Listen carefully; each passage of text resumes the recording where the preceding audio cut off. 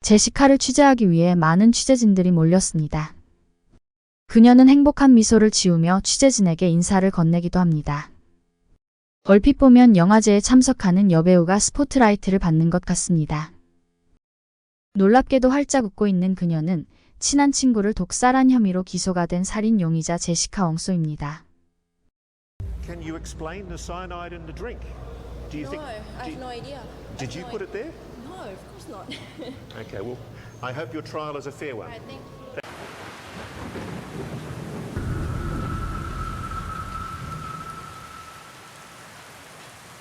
제시카 웡소는 1988년 인도네시아 자카르타에서 아주 부유한 집의 막내딸로 금수저를 물고 태어났습니다. 플라스틱을 제조하는 업체를 운영하고 있는 제시카의 아버지는 인도네시아에서 성공한 사업가입니다.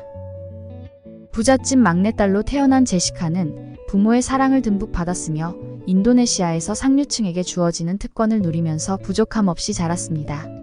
아버지의 사업이 해외 진출에도 성공하면서 2005년 그녀의 가족은 호주 시드니로 이사를 갔습니다.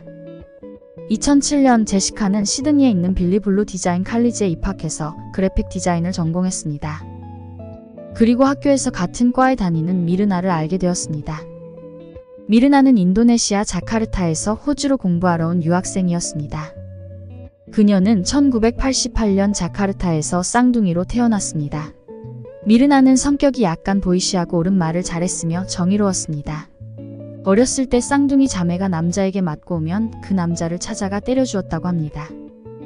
이쁜 외모에 털털한 성격을 가진 미르나는 친구들에게 의리가 있고 배려심이 많아 항상 주위에 친구들이 많았습니다. 같은 나라 인도네시아 출신의 제시카와 미르나는 금방 친한 사이가 되었습니다.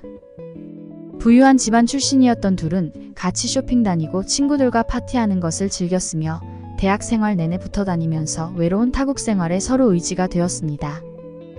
대학교에 다닐 때 친했던 친구들은 제시카를 다른 사람들과 잘 어울리는 활기차고 엉뚱한 친구였다고 묘사했습니다. 2011년 제시카와 미르나는 졸업하면서 각자 다른 삶을 살게 됩니다. 대학을 마친 미르나는 인도네시아 자카르타로 돌아갔습니다. 그녀는 8년 동안 만난 약혼자와 곧 결혼해서 자카르타에서 정착하기로 했습니다. 호주 시민권을 딴 제시카는 호주에 살면서 직장 생활을 하게 됩니다. 2015년 6월 미르나가 결혼하기 전 친구들을 만나려고 호주에 왔습니다. 오래간만에 만난 친구들은 저녁 식사를 하면서 회포를 풀고 있었습니다. 즐거운 추억을 나누며 곧 결혼할 미르나를 축하해주며 즐거워야 할 저녁 시간은 곧 불행의 불씨를 만들게 됩니다. 제시카는 미르나에게 약혼자인 에리프와 결혼하는 게 과연 현명한 선택인지 물었습니다. 다시 한번 결혼을 신중하게 생각해보라며 선을 넘는 말을 했습니다. 결혼을 축하해주기는커녕 찬물을 끼얹는 제시카의 말에 미르나는 빈정이 상했습니다. 그동안 지켜왔던 그들의 우정은 여기에서 금이 갑니다. 솔직한 성격의 미르나는 그 말을 듣고 가만히 있지 않았습니다. 미르나는 마약에 중독된 남자와 사귀는 네가 참 답답하고 이해할 수 없다라고 제시카에게 말했습니다. 제시카는 미르나의 말을 듣고 표정이 확 굳더니 벌떡 일어나 아무 말도 없이 그 자리를 떠났습니다. 그 후 둘 사이는 매우 불편해졌습니다. 결국 미르나는 제시카를 그녀의 결혼식에 초대하지 않았습니다. 사실 그동안 제시카에게는 많은 일들이 일어나고 있었습니다. 제시카는 패트릭이라는 남자친구가 있었습니다. 미르나가 나쁜 남자와 사귀는 제시카를 걱정했던 것과 반대로 남자친구 패트릭이 제시카 때문에 골머리를 앓고 있었습니다. 2015년 1월 26일 경찰은 여자가 자살을 시도하고 있다는 신고 전화를 받았습니다. 자살 소동을 벌인 여성은 제시카였고 신고 전화를 한 사람은 같이 있던 남자친구 패트릭이었습니다. 출동한 경찰은 만취한 제시카를 겨우 진정시켰습니다. 미르나와 만나고 2달 후인 2015년 8월 제시카는 호주 신문의 일면을 장식하는 사건을 저질렀습니다. 그녀는 한밤중에 어린이집을 들이박는 사고를 일으켰습니다. 조사 결과 면허 취소 수준의 만취 상태로 운전대를 잡았던 것으로 밝혀졌습니다. 다행스럽게도 인명피해는 없었고 제시카도 멀쩡했지만 그녀는 음주운전으로 기소되었습니다. 그리고 몇 달 후 패트릭은 경찰에 다시 응급전화를 합니다. 이번에는 제시카가 그녀의 방에 바베큐 그릴을 틀어 일산화탄소 중독으로 자살 시도를 하고 있다는 신고 전화였습니다. 응급구조원이 겨우 그녀의 자살 시도를 막았지만 2주 후 다시 신고를 받고 찾아간 그녀의 집에는 빈 위스키 병과 유서로 보이는 쪽지를 옆에 두고 제시카가 쓰러져 있었습니다. 쪽지에는 남자친구 때문에 죽는다고 써져 있었습니다. 물론 그녀는 죽지 않았습니다. 여자친구 제시카 때문에 삶이 피폐해진 패트릭은 결국 법원에 그녀에 대한 접근 금지 신청을 제출했습니다. 미르나와 에리프는 많은 사람들을 초대해서 발리에서 아름다운 결혼식을 올렸습니다. 미르나는 지난번 말다툼으로 사이가 나빠진 제시카를 결혼식에 초대하지 않았습니다. 사람들은 동화 같은 미르나의 결혼식에 친구들 중 유일하게 초대받지 못한 제시카는 질투를 넘어 미르나를 향해 분노를 느꼈을 거라고 생각합니다. 정신적으로 불안정한 제시카가 살인 충동을 느꼈을 것이라고 말합니다. I think she's the most wonderful person I have ever met because she has an amazing outlook in life. 에리프는 미르나를 존경하고 많이 사랑했습니다. After that meeting, she grew a fear of Jessica. Like she don't want to meet her face to face, just the two of them. She wants someone to accompany her. 한편 제시카는 그녀가 저지른 잘못된 행동으로 2015년 한 해 동안 5번이나 병원에 입원했으며 음주운전 혐의를 받은 그녀는 다니던 직장에서 해고당했습니다. 2015년 12월 제시카는 호주를 떠나 인도네시아 자카르타로 갑니다. 그녀가 새로운 인생을 살기 위해서 그곳에 갔는지 아니면 친구를 독살하기 위해서인지는 아무도 모릅니다. 인도네시아 자카르타 집으로 돌아온 제시카는 친구들에게 연락해서 다 같이 만나자고 제안합니다. 그리고 미르나도 꼭 데리고 나오라고 신신당부를 합니다. 2015년 12월 12일 제시카의 친구들이 레스토랑에 하나둘씩 도착했습니다. 제시카를 만나기가 껄끄러웠던 미르나는 다른 친구의 설득 끝에 저녁 식사 자리에 남편 에리프랑 같이 나타났습니다. 오랜만에 모인 친구들은 서로 근황을 물으며 대화를 시작했고 최근에 결혼한 미르나와 에리프에게 많은 질문들이 쏟아졌습니다. 그러던 중 제시카가 미르나가 결혼한 줄도 몰랐다고 말해서 잠깐 어색한 시간이 있었던 것을 빼고는 괜찮은 저녁 식사 시간이었습니다. 제시카는 미르나에게 늦었지만 결혼 축하한다고 말했고 미르나는 그녀를 초대하지 않은 게 살짝 미안한 생각도 들었습니다. 며칠 후 제시카는 미르나에게 연락을 합니다. 저번에 오랜만에 만나서 너무 반가웠는데 시간이 짧아서 많이 아쉬웠다고 말을 시작합니다.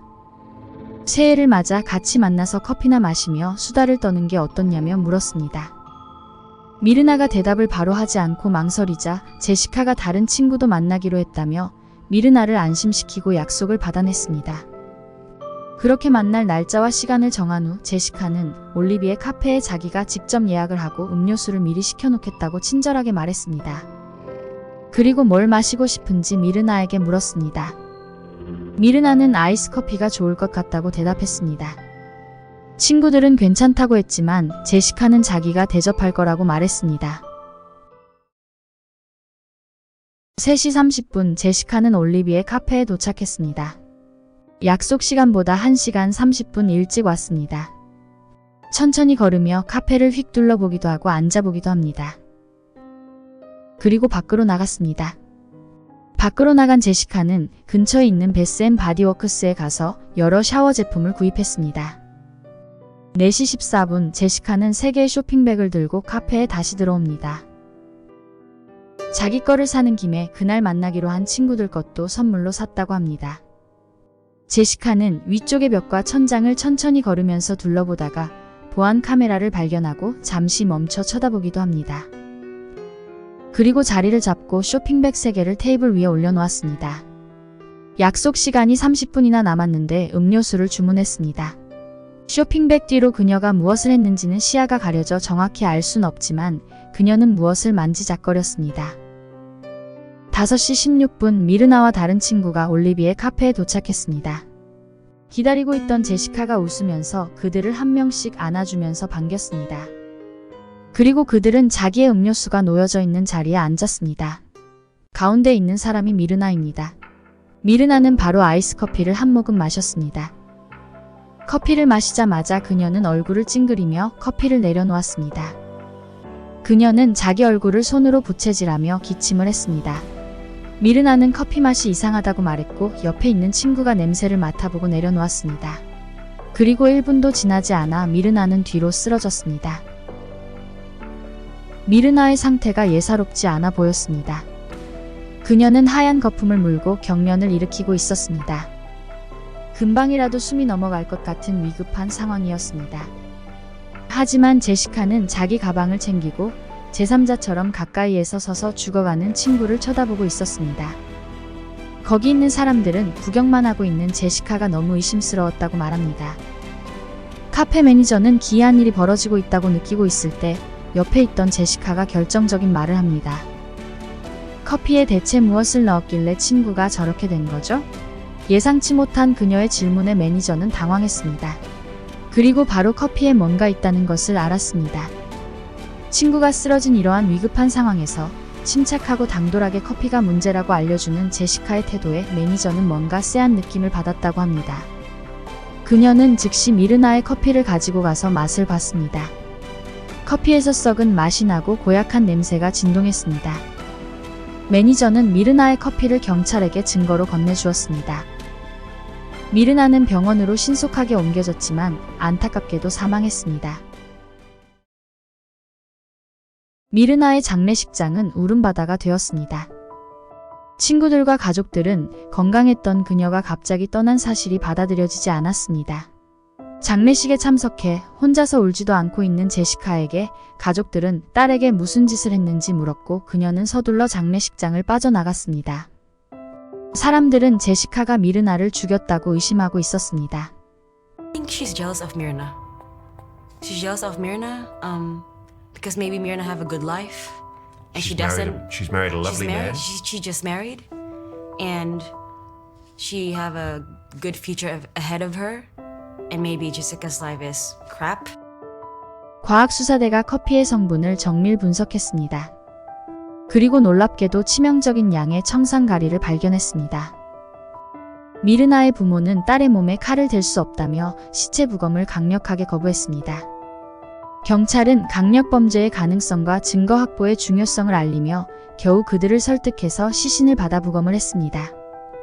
시신을 부검한 결과 미르나의 위 내용물에서 청산가리가 나왔습니다. 인도네시아 수사관들은 제시카가 묵고 있던 자카르타 북부에 있는 망가두이 호텔을 급습했습니다. 객실 안에는 여행 가방이 있었고 제시카는 도망가려고 준비하고 있었던 것으로 밝혀졌습니다. 자카르타 경찰은 제시카를 모살 혐의로 체포했습니다. 체포된 제시카는 유치장에 가면서도 소름 끼치게 웃고 있었습니다. 만약 카페 매니저가 그 커피를 증거로 경찰에게 넘기지 않았다면 증거 부족으로 제시카는 입건되지도 않았을 겁니다. 이 사건을 각종 언론 매체에서 대대적으로 보도하였고 인도네시아뿐만이 아니라 호주에서도 세간의 이목을 끌었습니다. 살해 혐의로 기소된 그녀를 취재하기 위해 많은 취재진들이 몰렸습니다. 놀랍게도 제시카는 영화제 시상식에 참석하는 여배우인 것 마냥 행복하게 웃으며 취재진을 맞이했습니다. 앞으로 받을 처벌과는 상관없이 지금 당장 세간의 관심이 자기한테 집중되는 것을 행복해하고 있는 것처럼 보였습니다. I think she's enjoying the attention. I think she likes the attention because she doesn't have that, maybe. Yeah. And I think she's enjoying the media. 집에 돈이 많은 제시카는 인도네시아에서 유명한 변호사를 고용해서 변호를 맡겼습니다. 증인으로 나온 법의학 전문가의 말에 따르면 자기애적 성향이 강한 제시카는 마음의 상처와 복수심 때문에 항상 공허함을 느끼며 자기를 봐달라고 조르는 어린애와 같다고 분석했습니다. 그리고 그녀는 복수심이 강하며 굉장히 감정적인 유형이라고 말했습니다. 그녀의 변호인단은 여론을 조정해서 많은 사람들이 제시카가 무죄라고 믿게 만들었습니다. 재판을 하는 법정 분위기는 마치 축구 경기장 같았습니다. 각자의 지지자들이 고성을 질렀으며 만족스러운 질문을 하면 박수도 쳤습니다. 검사가 말하고 있을 때 제시카 변호인이 번번이 말을 끊어서 말다툼도 하였습니다. 법정에서 진실을 밝히는 것보다 많은 카메라 앞에서 여론을 조성하는 데 더 집중하고 있는 것 같았습니다. 기나긴 재판 결과 제시카는 1급 살인 혐의로 징역 20년을 선고받았습니다. 재판관은 피고 제시카가 친구 미르나를 계획적으로 살인한 정황이 분명하고 살해 방법이 매우 잔인했다고 말했습니다. 무엇보다 그녀는 한 번도 자신의 잘못을 인정하지 않았으며 죄를 뉘우치는 태도가 전혀 보이지 않았다고 강조했습니다. 그러나 제시카가 아직 어린 나이라는 점에서 20년형 선고에 그친다고 밝혔습니다. 판결 후 그녀의 형이 터무니없게 짧고 타당하지 않다는 의견이 있었습니다. 왜냐하면 평범한 집안 출신의 사람이라면 사형 선고가 내려졌을 것이기 때문입니다. 이 사건을 계기로 인도네시아는 돈이 없으면 억울하게 당해야 하며 정의는 꿈도 못 꾼다며 인도네시아 형사법을 개혁해야 한다는 사람들의 목소리가 점점 커지게 되었습니다. 영상 제작에 힘을 보태주실 분들은 구독, 좋아요, 알림 설정 잊지 마세요.